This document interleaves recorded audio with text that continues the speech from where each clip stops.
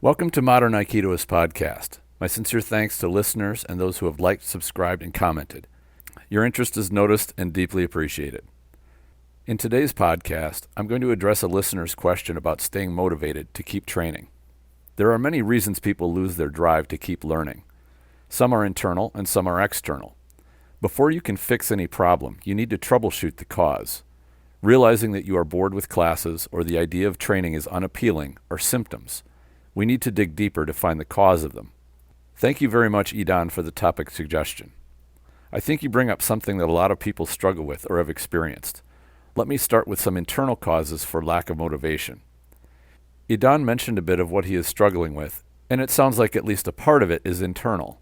That is, something in his life as opposed to what's going on in the dojo. He mentioned traveling as part of his job, which takes him away for a week or more at a time. He attends classes when he is home, but feels a separation from the training. The human mind is kind of a delicate thing. Humans seem to work well when they can practice something consistently, and don't do as well with intermittent learning. You could call this habits, where learning new things is best done on a regular schedule rather than intermittently. Learning anything is difficult when there are long gaps between the times you practice. It is even more difficult if the student is just starting out or has not reached intermediate to advanced levels yet. When you get to that level of experience, you can go through movements and use visualization to make the most of time away from the dojo. It's no replacement for training, but can help you keep the consistency up. Scheduling issues which restrict you from attending classes can be real problems. I had a student a few years ago who struggled with this. He was in the midst of a startup phase of his business and had many meetings and presentations to host, which tied up his schedule very tightly. At the time, I had Saturday classes too, but he could not attend those because he was a devout Jew. He felt that attending classes on Saturdays violated his faith regarding the Sabbath. He could never attend any of the seminars I hosted either, as they all fell on Saturdays. Between his business commitments and his religion, he had a difficult time getting on the mat. He was able to do about one class every other week or so. He loved the classes themselves, but came to realize that he wasn't able to make much progress with such sporadic attendance. He felt if something was worth doing, it was worth dedicating time to. Since he wasn't in a position to make the time dedication he felt necessary, he just quit altogether. I told him that I supported his decision and applauded him for looking at it that way. Far too many people never face this fact. They do a few classes a month and then wonder why they aren't getting any better. They look at newer students improving quickly and they start to get down on themselves for it. Sometimes this turns into frustration or even depression. These are easy to avoid with the simple realization that if you don't practice something consistently, you will not get very good at it. It will also take a long time to build skill. I covered this in more detail in a previous podcast, How Much Time Should I Spend Training? It is also common for people to beat themselves up for not being able to commit to everything they want to do. They tend to be miserable because they feel besieged by life's responsibilities, which stand in the way of what their heart wishes they could do. And I've experienced this myself. Not only do you have to do your job, take care of your family obligations, and deal with general life maintenance tasks, but you also may have friends calling on you for help with all kinds of other things. The worst thing you can suffer from here is the inability to say no. The word no is probably the most powerful word in the English language. So powerful, one can feel bad saying it. The truth is that you can run your life down to the nub by never saying no when people call upon you for favors. The thing is that you need to watch out for your own mental well-being. You need some time to yourself, and some time to do things which nourish your soul. Without you being emotionally healthy, you will have nothing left to give all those people who want something from you. If you are feeling this way, chances are you are experiencing exhaustion and perhaps even some depression. When this happens, everything you look upon is a grueling task and a labor, even if it is going to the dojo to train. Things that would get somebody normally excited, you see as a burden. Obviously, this is a lack of motivation and is entirely internal. The prescription is to take a break, breathe, and look at what you can adjust in your life to make some time for yourself. Don't let this time be the first thing that you sacrifice to help others. Learn to politely say no with things that really don't need your help. You don't have to say it all the time, just sometimes. Make your own mental well-being a priority. When you're in a good place, you can be generous with your time and assistance. When you start feeling the burdens weighing on you, make sure you set aside time to mentally regroup. This is the best formula I've found for managing life's obligations. Every once in a while, circumstances will pile up on you. It's my experience, though, that most pile-ups are self-inflicted. Not all, but many. When you get to a good mental place, you can realize that you can and should choose the company of people who will nourish you. That should be your dojo. It won't look like a burden to go there anymore, but a blessing. It's a treat to improve yourself, and the mat is a place to shut out the worries of your day and focus on improving yourself. That is, provided you are going to a dojo with a healthy learning culture. That brings me to the external, which is when the reasons you are not motivated to attend class have to do with what is going on at the dojo itself. Unfortunately, there are many reasons why a dojo or practice group can lack appeal and you can find yourself not very motivated to go to class. Here are some of the reasons I've encountered, in no particular order. Right off the bat, the type of stuff the dojo teaches may not be what you're interested in. In the case of Aikido, not all Aikido is the same. It can be radically different from dojo to dojo. The techniques are very similar, but how they are taught and practiced can lead to an entirely different experience.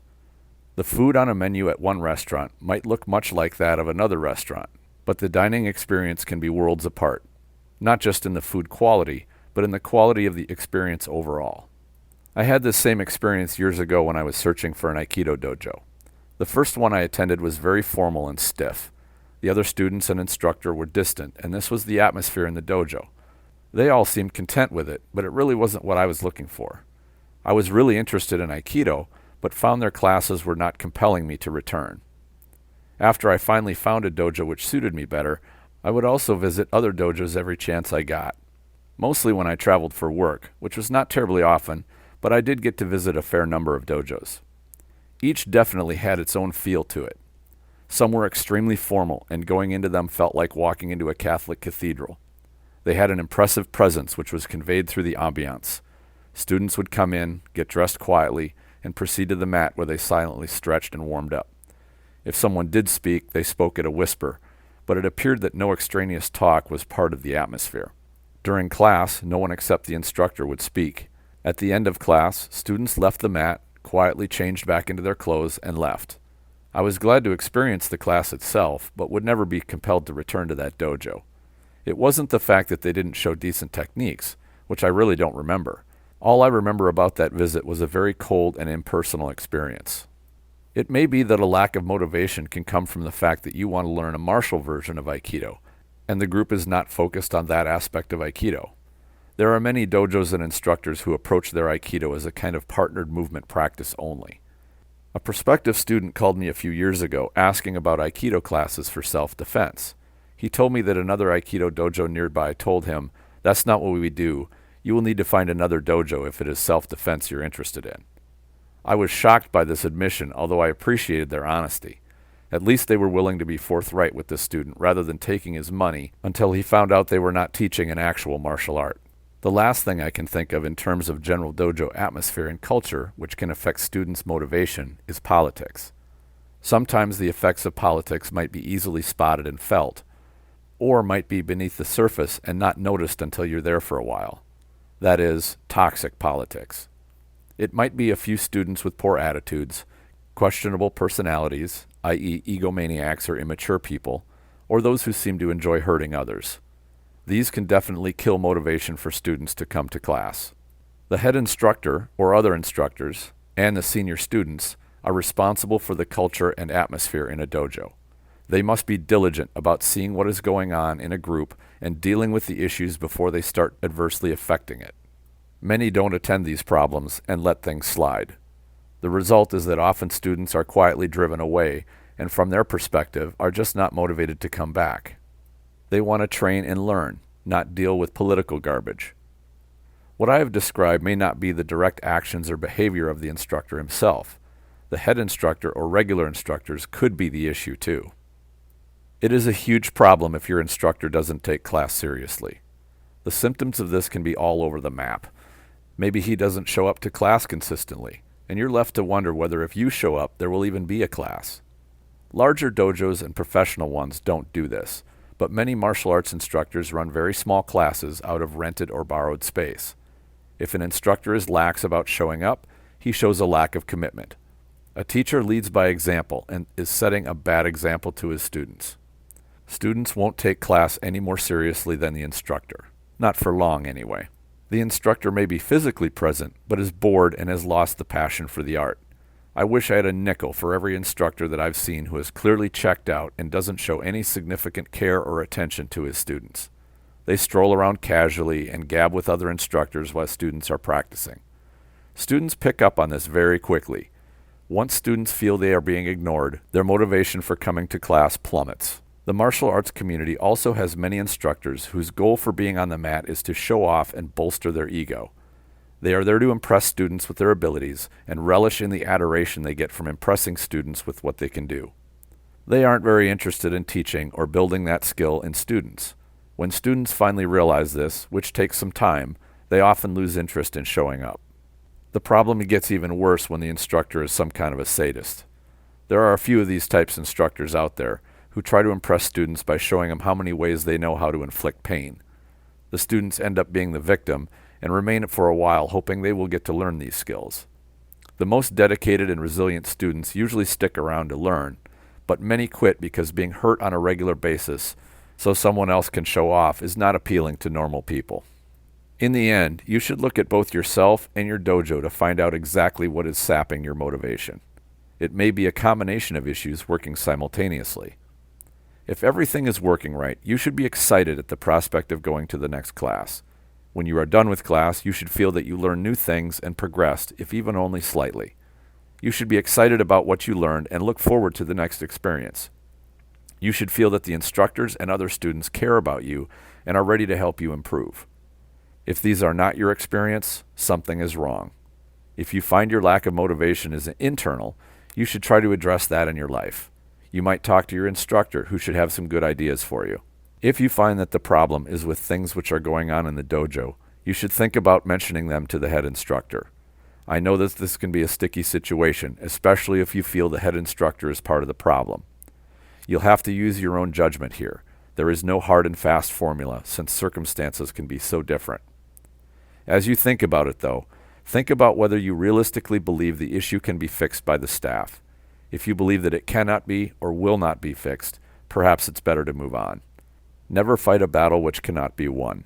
Before making this decision, though, I will say that many head instructors need and want feedback from the students about what can be improved, even if it may be something they don't enjoy hearing.